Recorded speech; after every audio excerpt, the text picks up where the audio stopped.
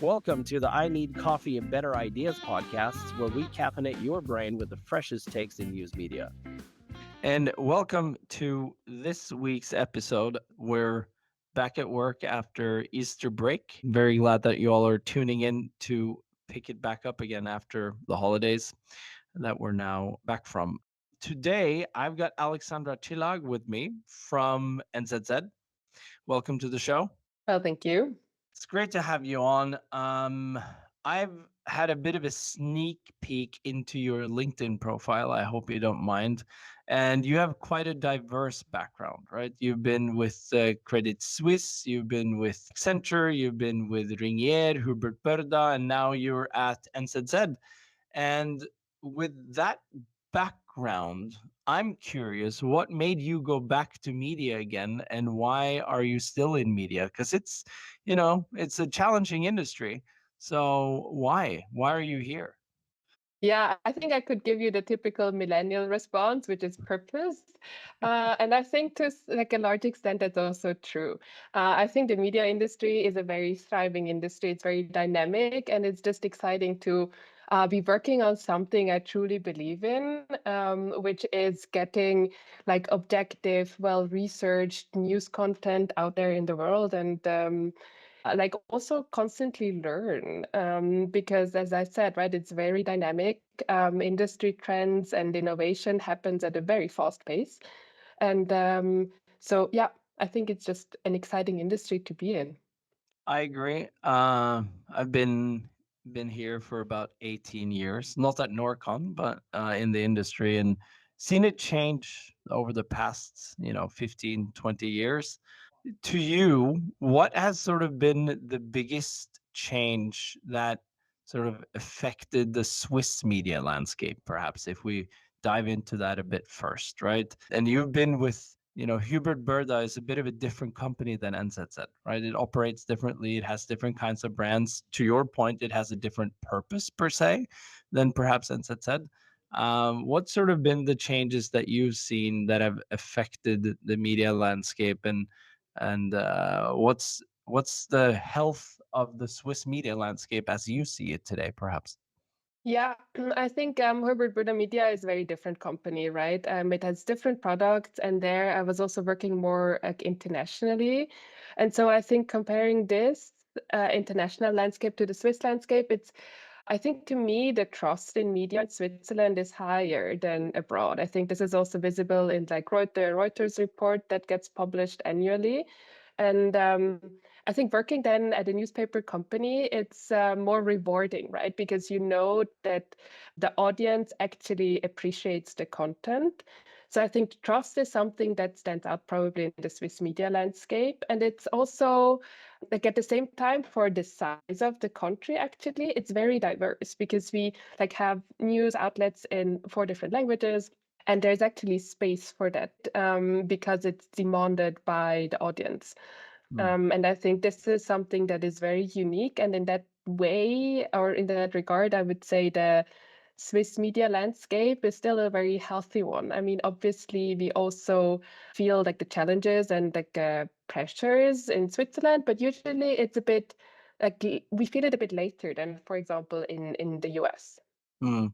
Yeah, that's an interesting one. Publishing in 4 different languages. I don't think there's many other countries in the world who do that. Sure, there are some. We were lucky enough to also speak with Jan Schwalbe, who's the editor in chief over at Finanz und Wirtschaft, which is also part of this Swiss media landscape. And he talked a lot about how important it is to be correct with information, especially since he works at a financial or business news outlet.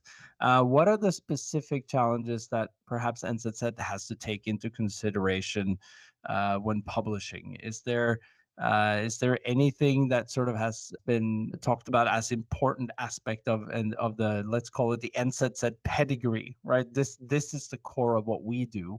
And these are the journalistic integrities that we need to take into consideration.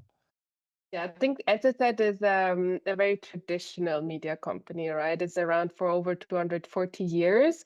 And sometimes to balance that traditional core with innovation is like a delicate act. And I Mm. think also we still have a lot of foreign correspondents all over the world. And we also pride ourselves in that, that we really get the information from the source. And then again, like balancing, the high quality long reads also with more, well, I use the word now, service journalism. That's a very interesting thing. But I think Mm. overall, we really stand for high quality content, and this in a current environment, which is a bit like a very fast paced, like the intent awareness span goes down. That's challenging. Yeah. If we talk about resilience generally in publishing today, what does that mean for NZZ? Where do you feel like the biggest pressures or risks are coming from? One thing is that the Swiss media landscape is perhaps a bit protected as compared to maybe bigger markets, but still there are risks and pressures, right? And how do you feel those every day? Yeah, I think first of all, resilience is about maybe strategic optionality, right? So that you do not just endure all these shocks that eventually also arrive in Switzerland, but that you kind of have a vision with optionality. And I think the vision for us, as I mentioned earlier, right, it's like to really get high quality journalism across, but then like having also the tools and the resources in place to adapt when needed. And I think the pressures, there are like a few to mention, but also here I think it's important to see, well, pressures and risks. Like on the other side, there's also opportunity.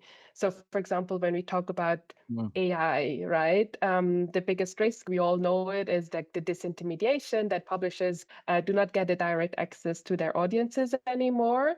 But on the flip side, it also could mean, and we strongly believe in that there will be a demand for really high quality journalism just to make sense in this like ever changing complex world, and that from a media company that has been around for centuries, like for example NZZ, because like this is a trustworthy brand. You mentioned in there tools and services or tools and technology. I've had the pleasure of sort of watching NZZ from the outside a little bit. You were one of the first media companies in the world to use propensity modeling in your subscriptions setup. Your paywall was revolutionizing when it came out.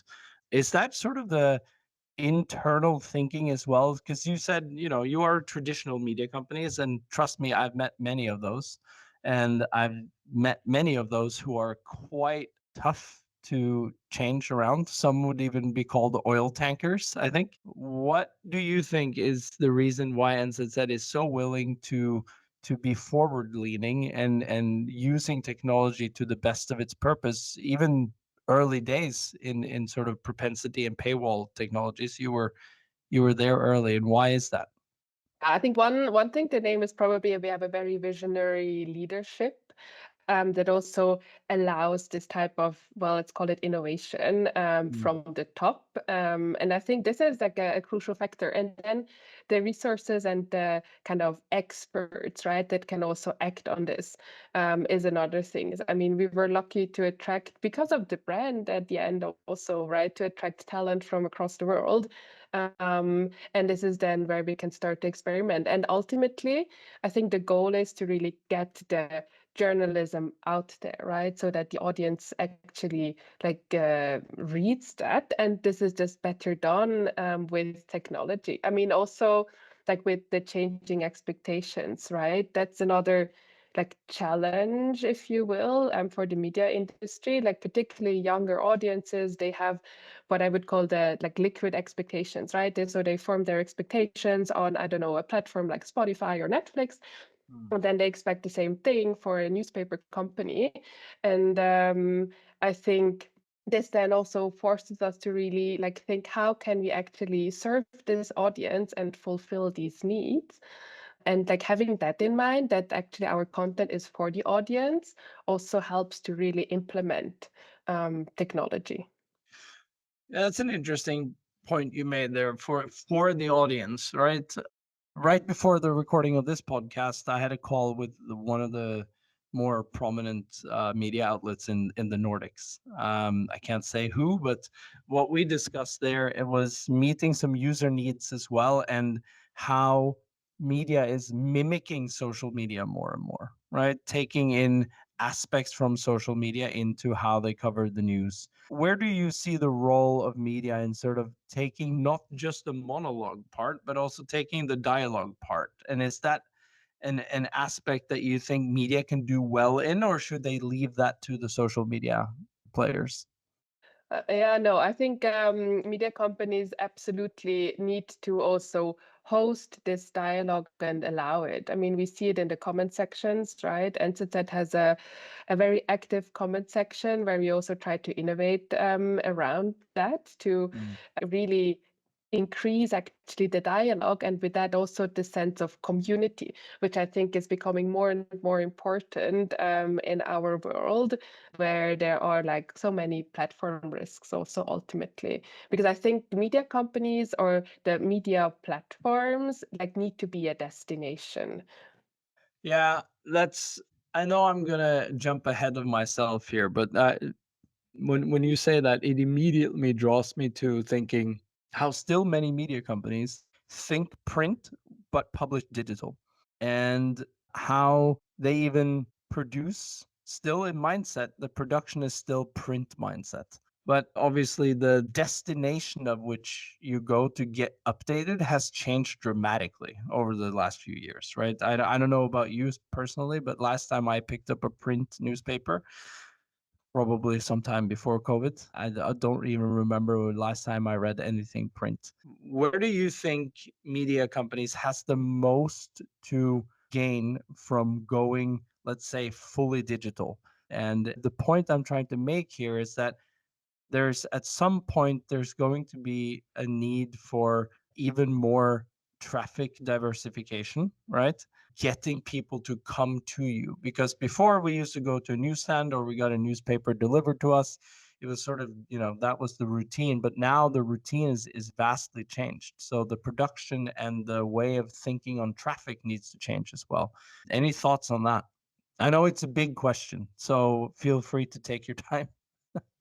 Yeah, I think it's a really big question, and the whole media industry didn't really get to terms with that question. I mean, I've been at an AI forum in Frankfurt recently, and yeah, like everything I heard is like was going into the same direction. We don't really know, but Mm. how we think about it is, I mean, there are like three large buckets, right? There's like direct traffic, then there's search traffic, and social. And I think we are like we need to have a strategic answer kind of to each of these buckets. And I think for like social, it is to be like very mindful where you actually allocate your resources on. For us, that means for like platform walled garden platforms like TikTok Mm. or so, right? We use that for awareness only. And then like search, that's like the big conversation in the industry, like how do AI overviews impact the search traffic? When will we actually see a drop in search traffic? Because like to be honest, we haven't seen that so far, at least in our numbers. Also discovery traffic is like quite strong for us. But there you kind of need to like milk that traffic a bit because it's like so uncertain. And then the ultimate question is, how do you actually increase your direct traffic? And luckily, NZZ has invested in like these direct audience relationships for a while now, because I don't think that's something that you can just like, flip a switch overnight and then you have the majority as direct traffic. And so for us, what we, for example, did last year is we launched a really big out of home campaign in Switzerland and also in Germany to really like strengthen the position of the NZZ brand as a trustworthy brand that kind of Smart. helps to navigate complex times. Yeah, that is a very very good thing to hear, and I had the fortune of listening to, I forget his title, but he came from The Economist. He did a keynote when I was at a conference in Brussels last year.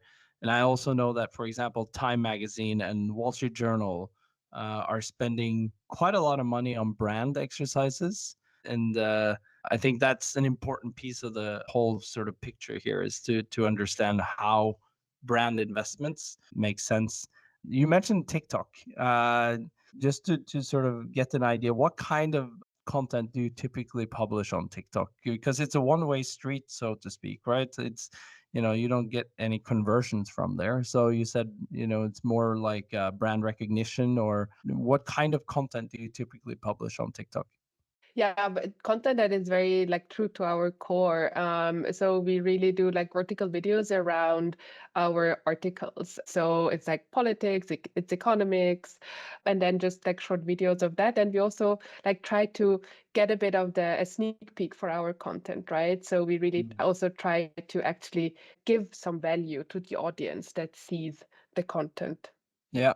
Going briefly a little bit, sort of, well, I guess it's all connected, right? You've done a sort of a brand redesign, and what business impacts have you seen on the redesign?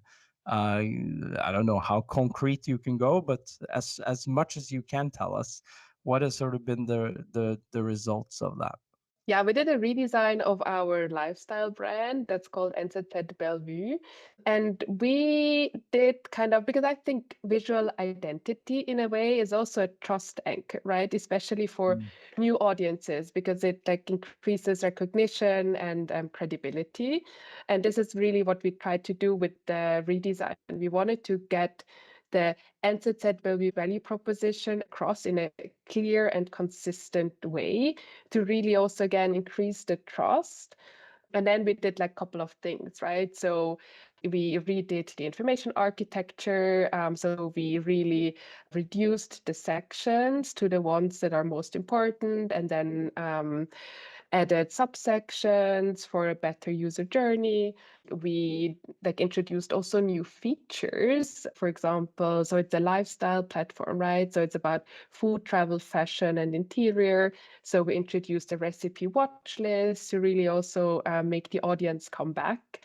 We like introduced the Bellevue events. So for example, wine seminars, so that also the brand kind of takes place in the physical world, again to increase trust by actually Mm. like seeing the experts in real life.